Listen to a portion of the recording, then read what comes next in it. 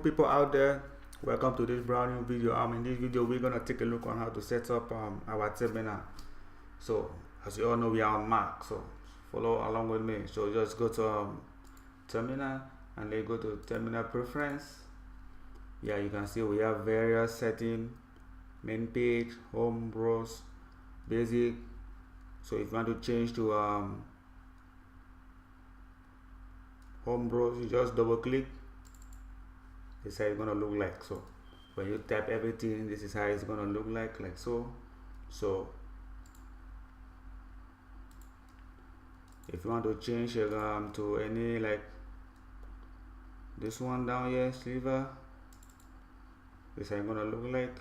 If you want basic, this is how it's gonna look like. But for me, if you want this one, ocean, wow, blue, this is how it's gonna look like. So if you love this one, okay, you can stay with it. So for me, I would prefer but home browse. So just, yeah, this was the one that I love. So you can choose whatever suit best for you. So thank you guys. Love and share this video with your family and friends, and if you have not subscribed, please do subscribe, and if you have any question, please post it down below. Until then, see you.